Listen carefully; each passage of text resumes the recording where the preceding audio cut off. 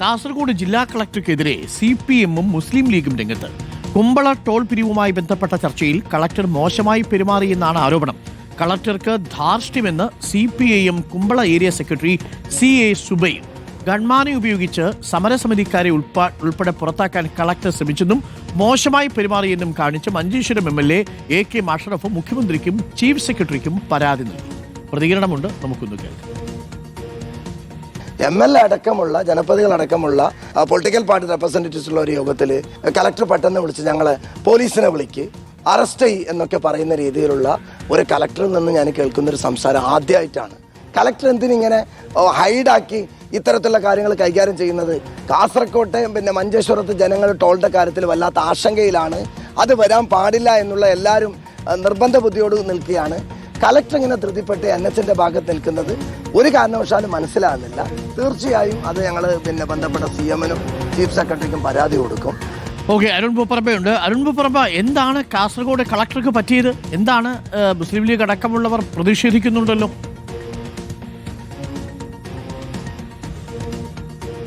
കുമ്പള ആരിക്കാടിലെ ഈ ടോൾ ബൂത്തുമായി ബന്ധപ്പെട്ട് ടോൾ പിരിവുമായി ബന്ധപ്പെട്ടാണ് ഈ പ്രശ്നങ്ങളുടെ തുടക്കം. അതായത് 20 കിലോമീറ്ററിനിടയിൽ 2 ടോൾ ബൂത്തുകൾ, അങ്ങനെ ടോൾ പിരിവ് നടത്താൻ വേണ്ടി ദേശീയപാത അതോറിറ്റി തീരുമാനിക്കുകയും അവിടെ ഈ ആരിക്കാടി എന്ന് പറയുന്ന സ്ഥലത്ത് ടോൾ ബൂത്ത് നിർമ്മിക്കുന്ന ഘട്ടത്തിൽ വലിയ പ്രതിഷേധമുണ്ടായിരുന്നു.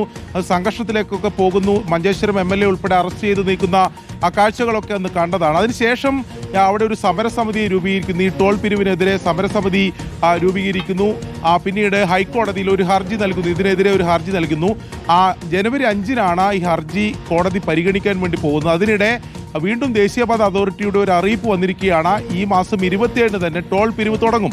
ഇതിനെതിരെയാണ് വീണ്ടും പ്രതിഷേധമുയർന്നിട്ടുള്ളത്. അങ്ങനെ ടോൾ പിരിക്കാൻ പാടില്ല എന്ന് ചൂണ്ടിക്കാണിച്ചുകൊണ്ട് ജില്ലാ കളക്ടറെ ഈ സമരസമിതി, പ്രത്യേകിച്ച് MLA, അതോടൊപ്പം CPM-ന്റെ നേതാവ്, മറ്റ് രാഷ്ട്രീയ പാർട്ടികളുടെ ഒക്കെ നേതാക്കളുണ്ട്, ഇവർ പോയി കാണുന്നു. പോയി കണ്ട സമയത്ത് കളക്ടർ മോശമായി പെരുമാറി, അപമര്യാദയായി പെരുമാറി എന്നതാണ് മുസ്ലിം ലീഗും ഇപ്പോൾ മഞ്ചേശ്വരം MLA-യും CPM ഒക്കെ ആരോപിക്കുന്നത്.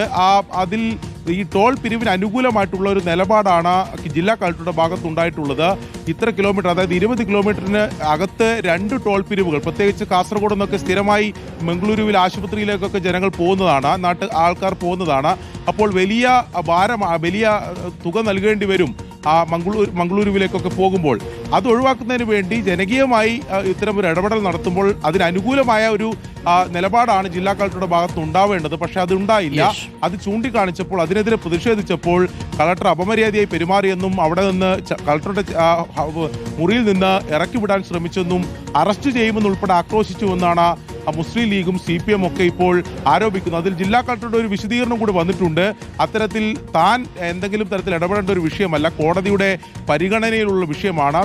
താൻ അതിനപ്പുറത്തേക്ക് എന്തെങ്കിലും ഒരു ഇടപെടൽ അതിൽ നടത്തിയിട്ടില്ല. തെറ്റായ പ്രചാരണമാണ് തനിക്കെതിരെ നടക്കുന്നതെന്ന് ഒരു വിശദീകരണ കുറിപ്പ് കൂടി ജില്ലാ കളക്ടർ പുറത്തിറക്കിയിട്ടുണ്ട്. 12 മണിക്ക് മാധ്യമങ്ങളെ കാണുമെന്നും ജില്ലാ കളക്ടർ അറിയിച്ചിട്ടുണ്ട്. ശരി, ജില്ലാ കളക്ടർക്ക് പറയാനുള്ളത് നമുക്ക് കേൾക്കാം 12 മണിക്ക്. അരുൺ പൂപ്പറമ്പയാണ് കാസർഗോഡ് നിന്നും വിവരങ്ങൾ നൽകിയത്.